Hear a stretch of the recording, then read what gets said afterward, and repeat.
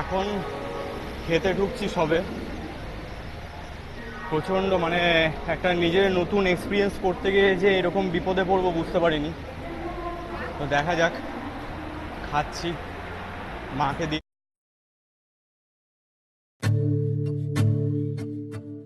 সকালে শুরু করেছিলাম 1:50 আমাদের যাত্রা দুর্গাপুরের উদ্দেশ্যে। প্রথমে যাব আমরা হাওড়া, তারপরে হাওড়া থেকে ব্যাক করব দুর্গাপুর। কিন্তু কে জানতো যে এই যাত্রাটা ভালো হবে না একটু কষ্টের হবে, কিন্তু ভালো মন্দ সব মিলিয়ে তো একটা ট্রাভেল হয়। তো আজকে সেই ট্রাভেলটাই আপনাদের সামনে তুলে ধরবো এই ছোট্ট 6 ইঞ্চি স্ক্রিনে। তাহলে বেশি দেরি না করে শুরু করি আজকে যাত্রা। আর আজকের ভিডিও আপনাদের জন্য স্পেশালি থাকবে কিছু নিয়ম, বন্দে ভারতে চাপার পর কি কি মেনটেন করতে হবে এবং আপনারা কিভাবে সেটা ট্র্যাকিং করবেন, সমস্তটাই থাকবে হচ্ছে আমার এই ব্লগে।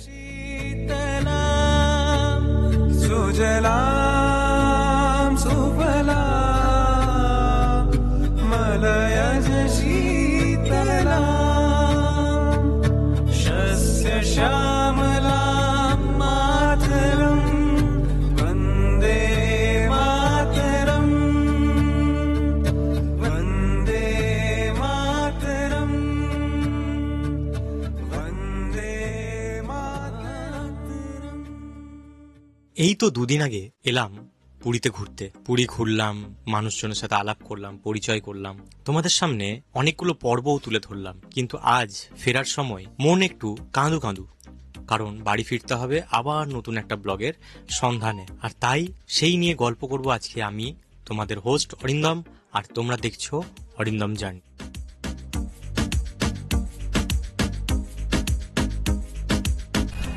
আর কিছুক্ষণের পর বেরিয়ে যাব বাড়ির উদ্দেশ্যে। তাই শেষ বেলায় একবার সমুদ্র সৈকতে চলে এলাম নিজের কিছু শখ আর আপনাদের কাছে ভিজুয়ালের মাধ্যমে সেই অন্তিম লগ্নের মুহূর্তটাকে তুলে ধরা। এখন আমি যেই জায়গাটা দাঁড়িয়ে রয়েছি এটা হচ্ছে একদম সি ভিউ, ওশিয়ান ভিউ হোটেলের একদম সামনে। এখানে যে জলটা আছে সেটা একটু মানে শান্ত, আর ওই সাইডে যেদিকে আপনাদের চৈতন্য মহাপ্রভুর যে দিকে স্ট্যাচু রয়েছে, মানে আমাদের হোটেলের যে দিকটাতে, সেই দিকটাতে একটু জলটা বেশি ঝাপটা মারছে আর কি। তো এখন মোটামুটি ঠিকঠাকই। তো চলুন যাওয়া যাক ট্রেনের উদ্দেশ্যে। আমাদের 1:50 ট্রেন বন্দে ভারত এক্সপ্রেস। সেই বন্দে ভারত এক্সপ্রেসের কিছু শুভ মুহূর্ত সেটাও আপনাদের সামনে তুলে ধরবো।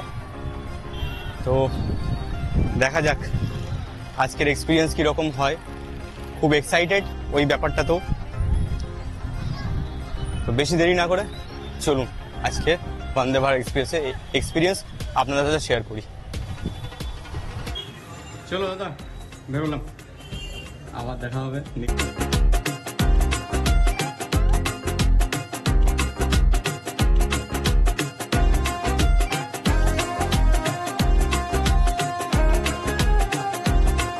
এখন বেরিয়ে গেলাম হচ্ছে হোটেল থেকে, আর হোটেল থেকে বেরিয়েই আমরা অটো পেয়ে গেছি। তো অটো ভাড়া আমাদের কাছ থেকে নিয়েছে হচ্ছে 250 টাকা বলছিল, আমরা 220 টাকা দিচ্ছি। 200 টাকা ওনার ভাড়া, আর 20 টাকা হচ্ছে স্টেশনের ভেতরে যেহেতু গাড়িটা ঢোকানো হবে, তো পার্কিং চার্জ 20 টাকা ওটা ইনক্লুডিং নিয়ে নিচ্ছে। তো 220 টাকা দিয়ে আমরা অটো ঠিক করলাম আর বিদায় জানালাম পুরীকে, আর এখন ফিরছি দুর্গাপুর। তো বন্দে ভারতের যে এক্সাইটমেন্ট সেটা ক্রমশ প্রকাশ্য। চলুন বন্দে ভারতে গিয়ে দেখা হবে।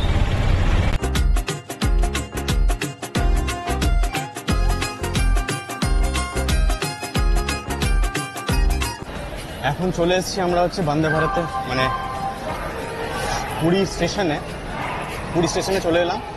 এরপরে এখন দেখি কত নাম্বার প্ল্যাটফর্মে বন্দে ভারত দিয়েছে। এখনো পর্যন্ত প্ল্যাটফর্ম দেয়নি বন্দে ভারত। 22896 বন্দে ভারত এক্সপ্রেস 1:50 দেয়নি। দেখা যাক কোন প্ল্যাটফর্মে দেয়। তো আমরা একটু এগিয়ে যাই, এগিয়ে গিয়ে ওখানে দেখি।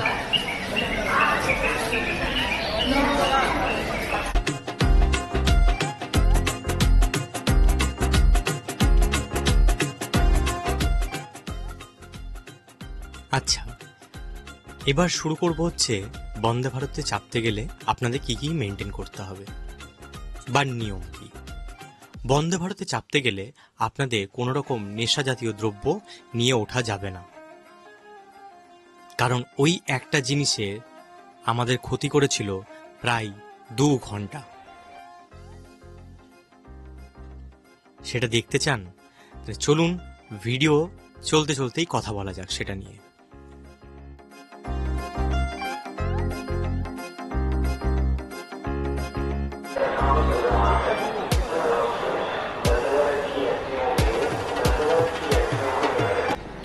ফাইনালি বন্দে ভারত এখন আমাদের পাশেই, আর এই ট্রেনে আমরা এখন উঠবো। জাস্ট অসাধারণ এক্সপিরিয়েন্স হচ্ছে, ভেতরটা পুরো অন্য রকম। এখন দেখা যাক, ভেতরে উঠে যতক্ষণ না বসছি, লাগেজ রেখে দিয়ে এসছি, আমাদের মেনলি পড়ে গেছে, আমরা 5 জন এসছি। এবার তার মধ্যে পিসি আর দিদানের পড়ে গেছে হচ্ছে C10 কামরাতে, আর আমাদের পড়ে গেছে C2-তে। তো প্রায় অনেকটাই ডিস্টেন্স, ভেতর দিক দিয়ে যাওয়া যায়, কিন্তু অনেকে লাগেজ রাখছে, রাখছে, ঠেলে ঠুলে বেরোনোর থেকে তাদের নিচে প্ল্যাটফর্মে এখন আমরা হেঁটে হেঁটে যাচ্ছি। তো অসাধারণ এক্সপিরিয়েন্স, অসাধারণ। ফার্স্ট টাইম, দেখা যাক। এখন বন্দে ভারতে বিভৎসভাবে একটা এক্সাইটমেন্ট রয়েছে। তো কি করব এখন, উপরে উঠি। আর বন্দে ভারতে আরেকটা জিনিস হচ্ছে, আপনাদের যদি কামরা খুঁজতে চান, এখানে দেখুন এইভাবে নোটিশ করা আছে। তো এইরকম নোটিশ করে আপনারা সেই কামরাতে যেতে পারেন আর কি। মানে কেসটা কি হচ্ছে, আপনার ধরুন C2 C1 পড়েছে, আপনি বুঝবেন কি করে? কোনো প্ল্যাটফর্মে কিন্তু কোথাও লেখা নেই যে এটা C1, এটা যেমন অন্য ট্রেনে লেখা থাকে যে এটা C1, এখানে বগি পড়বে। এখানে লেখা রয়েছে এইভাবে C7।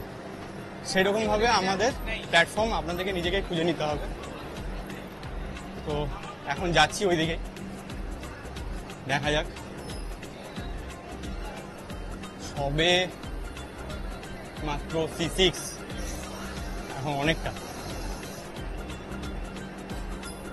Just awesome experience, awesome experience. ভেতরটা যদি দেখেন তো আলাদাই লেভেলের, আলাদাই এনভায়রনমেন্ট ভেতরটা। এখন আমি বন্দে ভারতের পাশেই হেঁটে হেঁটে যাচ্ছি, আর কিছুক্ষণের অপেক্ষায় বন্দে ভারতেই চেপে আজকে আমরা ট্রাভেল করব হাওড়ার উদ্দেশ্যে। C4 রাইট নাও, এবারে C3, এর পরেরটা হচ্ছে C2। তো এখন C2 এর যে ডিস্টেন্সটা, আমাদের C2 থেকে C10 এর ডিস্টেন্স প্রায় অনেকটাই, কিন্তু হাঁপিয়ে গেছি, প্রচন্ড হাঁপিয়ে গেছি। দেখা যাক, কাউকে অসুবিধা না করে নিজেরা নিজেদের মতন করে খুঁজে নেবেন। আর এখানে IRCTC যারা আছে তারা প্রচন্ড হেল্পফুল, আপনাদের কোনো রকম সমস্যা হলে ওরা এগিয়ে আসছে। তো এখন এই চলে এসেছি আমাদের জায়গায়, তো উঠি, দেখুন।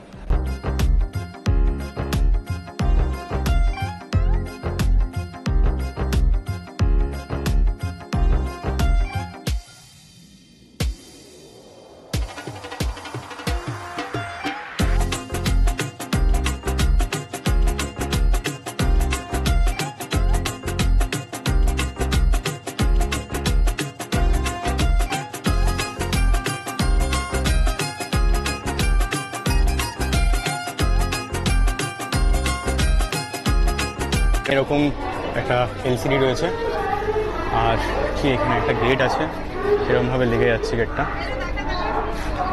আর জাস্ট এটা ক্লিক করলে এটা ওপেন, আপনারা নেক্সট কামরায় যেতে পারবেন। এখানে ফার্স্ট এসের জায়গা রয়েছে, জল, আর এই হচ্ছে এরিয়া।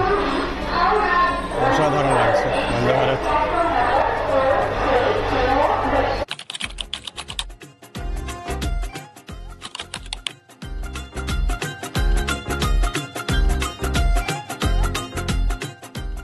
জার্নি তো খুব সুন্দর শুরু করেছিলাম, হঠাৎ এমন একটা সময় এলো যেখানে ট্রেন দাঁড়িয়ে গেল প্রায় 2 ঘন্টার জন্য। না থাক, এখন এই কথা নিয়ে ঘাঁটবো না। আগে শুরু করি ট্রেনের ট্রাভেলটা কেমন হলো। ট্রেনের ট্রাভেল আমরা খুব কমফোর্ট জার্নি করেছিলাম, কোনো রকম কোনো অসুবিধা ছাড়া।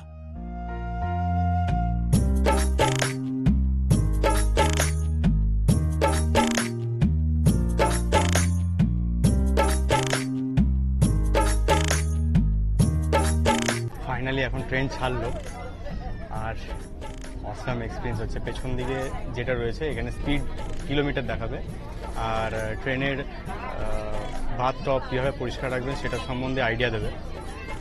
আর এখন আমরা বন্দে ভারতে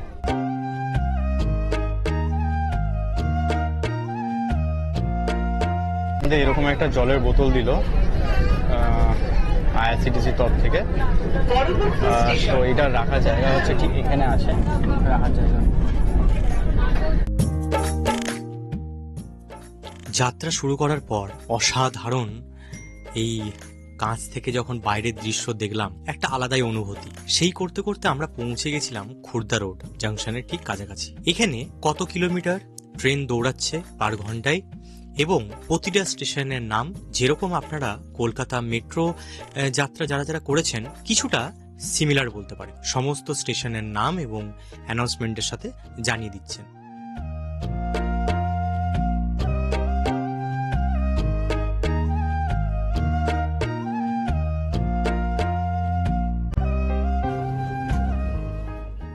টিটি তার ঠিক টাইমে এসে আমাদের টিকিট চেক করে নিয়েছিলেন। আর এই হচ্ছে এক্সিকিউটিভ ক্লাসের বগি, যেখানে এই প্রতিটা চেয়ার কিন্তু রিভলভিং হয়, মানে ঘোরে চেয়ারগুলো। অসাধারণ লাগছিল যখন এখান থেকে বেরোচ্ছিলাম। মানে বন্দে ভারতের চাপার একটা আলাদা যে এক্সপিরিয়েন্স আমরা গেইন করেছি সেটা কিন্তু আমরা বুঝতে পেরেছিলাম।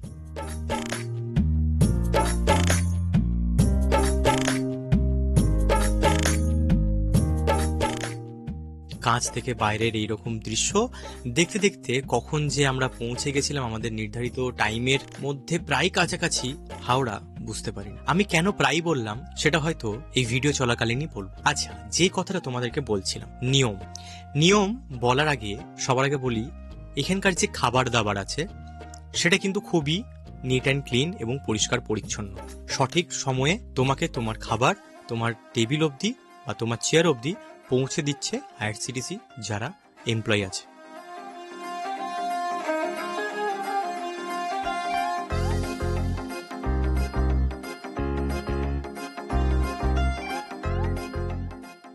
যেমন এখন যেটা আমার কাছে এসছে সেটা হচ্ছে দুপুরের লাঞ্চ, যার মধ্যে ছিল ডাল, যেটা ফার্স্ট আমি যেটা এখন খুলছি সেটা হচ্ছে ডাল। আর তার পাশে যেটা আছে সেটা দেখে নি চলো। এটা মেবি এখন পর্যন্ত বুঝতে পারছি না, এখানে উপরে কিছু লেখা নেই। আর এটা যা স্মেল বুঝতে পারছি সেটা হচ্ছে মনে হয় মানে মাছ, বা যেহেতু আমাদের ননভেজ বলা ছিল, যাই হোক এটা চিকেন। তো চিকেন দিয়েছে, আর তার পাশে অবভিয়াসলি রাইসই হবে, রাইস আর দুটো রুটি, চাটনি, দই। আর হ্যাঁ, সব থেকে বড় কথা হচ্ছে খেতে খেতে আইসক্রিম কিন্তু চলে এসেছিল। মানে বলতে পারেন পেট পুজো কিন্তু খুব ভালো মতনই বন্দে ভারত তোমাকে দিচ্ছে। খাবার থেকে সমস্তটাই খুব পরিষ্কার পরিচ্ছন্ন এবং খাবার কোয়ালিটি খুবই ভালো। কারণ যারা ধরুন ট্রাভেল করছে যাতে শরীর খারাপ না করে, তার জন্য আইআরসিটিসি সেইটুকুর দিকে তাকিয়ে খুব পরিষ্কার এবং বেশি তেল মশলা না দিয়ে রান্না করা, ভালো, একদিকে খুবই ভালো। তো যাই হোক, দুপুরের লাঞ্চটা সেরে নিয়েছিলাম খুব তাড়াতাড়ির মধ্যে।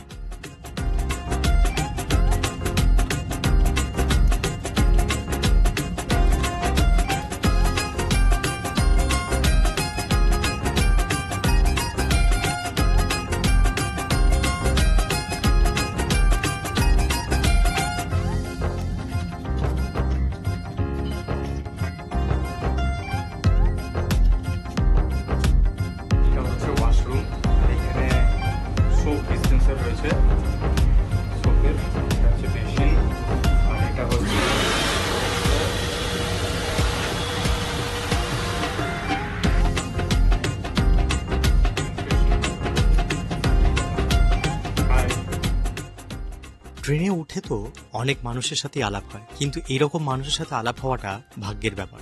তার যেটা ছোট ক্লিপ আমি তুলতে পেরেছি, এটাও আমার কাছে অনেক বড় পাওনা। আর তার সাথে খেলতে খেলতেই কখন যে আবার স্ন্যাক্স চলে এলো আমরা বুঝতেই পারলাম না। সময়ের ঠিক টাইমে আমাদের স্ন্যাক্স আমাদের চেয়ারে দিয়ে চলে গেছিল আইআরসিটিসি। দেখি কি কি আছে। আমার সামনে দিয়েছে হচ্ছে একটা সিগারেট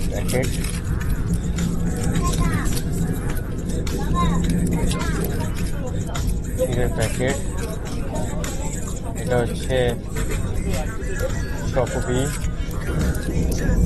এটা ইনস্ট্যান্ট কফি টি, কেচাপ, এটা একটা কচুরি, গরম একদম গরম পুরো কচুরিটা, আর এটা হচ্ছে রুটি।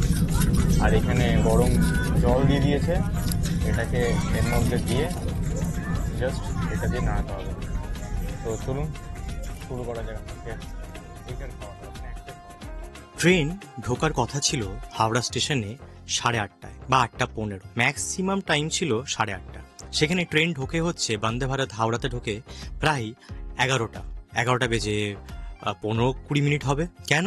কারণ সেখানে হঠাৎ শুনি আমরা যে রেল লাইনে ঝামেলা শুরু হয়েছে, ট্রেন অবরোধ করেছে, যার কারণে ট্রেন যাবে না, আটকে দিয়েছিল সমস্ত ট্রেন, রাজধানী থেকে আরম্ভ করে বন্দে ভারত আরো অনেক ট্রেন। তার জন্য লেট হয়েছিল প্রায় 2 ঘন্টার কাছাকাছি, 1.5 থেকে 2 ঘন্টা তো হবেই। আর তার সাথে এই যে আমি বলেছিলাম প্রথমেই যে নেশা জাতীয় কোনো দ্রব্য ট্রেনের মধ্যে উঠবে না, তার প্রমাণ হচ্ছে ট্রেনে বাথরুমে কেউ স্মোক করাতে ট্রেন পুরো সিগন্যাল দিয়ে দাঁড়িয়ে গেছিল। সেটা নিয়ে আমাদের অনেক সমস্যা তৈরি হয়েছিল, বাচ্চাদের অনেক প্রবলেম হয়েছিল।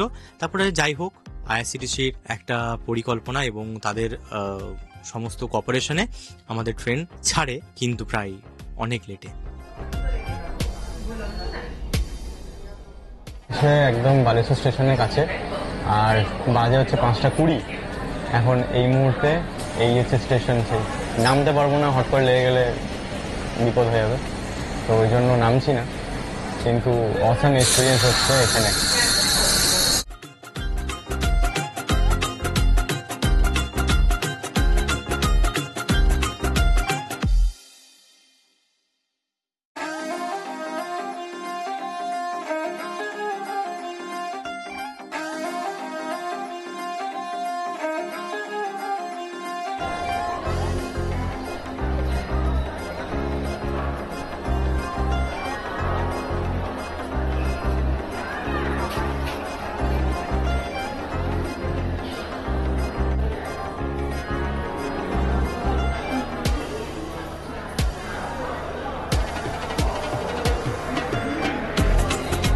জয় জগন্নাথের দর্শন করে এখন অবশেষে অন্তিম লগ্নে ঢুকলাম হচ্ছে হাওড়া। কিন্তু হাওড়াতে একটা বিরাট বড় সমস্যা হয়ে গেছে। সেই সমস্যাটা হচ্ছে আমরা 1:50 ট্রেন ছিল বন্দে ভারত, যেখানে ঢোকার কথা ছিল 8:20, 8:30 মধ্যে। আমরা ঢুকলাম নিয়ার অ্যাবাউট 11টা, প্রায় 2 থেকে আড়াই 3 ঘন্টা মতন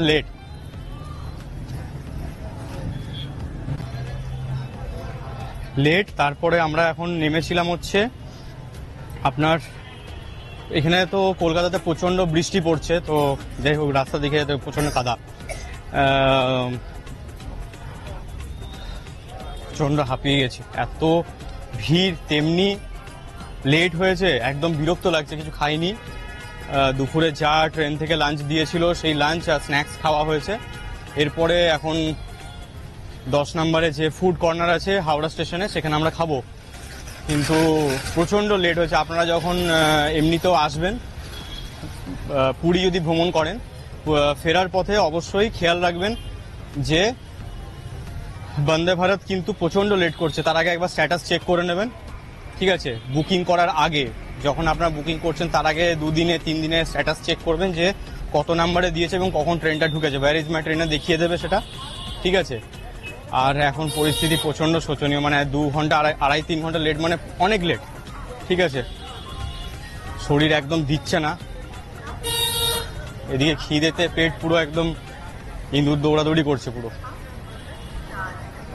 এখন দাঁড়িয়ে আছি রাত, যে এখন আমাদের চলে যাওয়া উচিত ছিল, ব্যাক করে যাওয়া উচিত ছিল হচ্ছে যে দুর্গাপুরে, কিন্তু গড নোজ এখন কখন ট্রেন পাবো।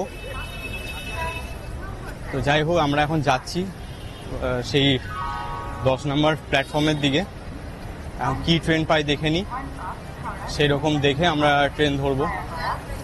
তো অবশ্যই যখন এরকম এত দামি মানে এত দাম দিয়ে যদি আপনারা ট্রেন টিকিট কাটেন, তা আমি বলবো যে এই রেটে আপনারা অন্য ট্রেনের, জগন্নাথ এক্সপ্রেস বা যে কোনো ট্রেনের আর কি ফার্স্ট ক্লাস এসি পেয়ে যাবেন। সেখানে বন্দে ভারত এমন কিছু ম্যাটার করছে না। তো এখন শরীর একদম দিচ্ছে না। যাই হোক, একটু ফুড কর্নারে খেয়ে নিয়ে আবার ফিরছি আপনাদের সাথে।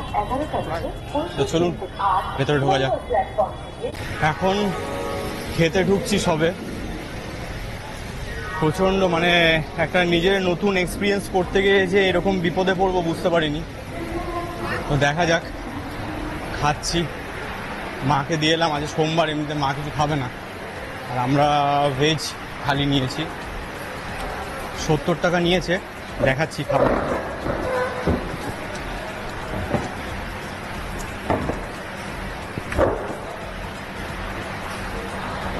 সবজি দিয়েছে এখানে, একটা ডাল, ভাত, আর এদিকে একটা আচার। তো যাই হোক, আচারটা তো আমি খাই না। এই তিনটির জন্য 70 টাকা। যাই হোক, খাবারের কোয়ালিটি ভালো। তো দেখা যাক।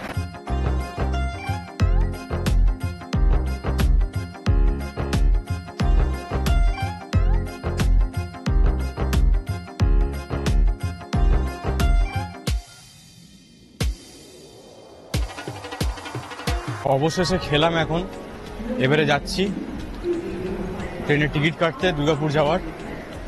তো এখন খুব সমস্যা, ট্রেনের টিকিট কাটবো, তারপর আবার বেরোনো আছে। কটার সময় ট্রেন? 11:40-এ একটা ছিল বোম্বে মেল, সেটা ধরতে পারবো না, কারণ অলরেডি এখন 11:40 বাজে। তো এর পরে কি ট্রেন আছে সেটা দেখি, তারপরে জানাচ্ছি।